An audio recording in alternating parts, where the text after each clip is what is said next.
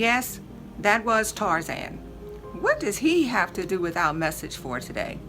Well, it reminded me of an old joke that I had heard. One evening, as he was coming home, he swung into the treehouse and plopped down in his favorite recliner with a deep sigh. Jane looked at him and said, "Tarzan, what's wrong?" And he said, "Jane, it's a jungle out there." If you've been watching the news, or maybe even been in the news yourself, then you know it's true. It's like a jungle out there. But actually, life has been jungle-like ever since Adam and Eve decided to live life their way instead of God's way. Things went from being really great, as Tony the Tiger used to say, to tigers and other ferocious beasts looking at humans not as masters, but as dinner. And the worst beast of all is that one we call the devil, who prances around like a roaring lion, seeking whom he may devour. How can we not only survive, but even thrive in the midst of the jungles of life, even though many times we are surrounded by seen and unseen dangers? How do we keep from getting hopelessly lost in the jungle?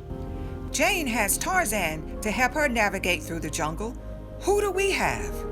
We have Jesus, the true Lion King of the jungle.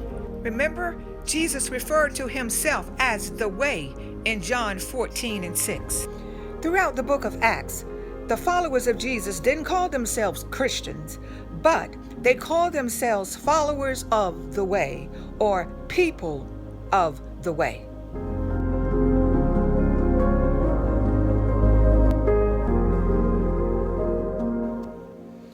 The story is told of a man who was on a safari deep in the jungles of Africa.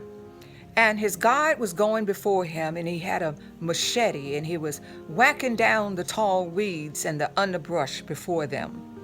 After a long while, the man that was following was tired and frustrated, and he looked at his guide and asked, "Do you know where we are going?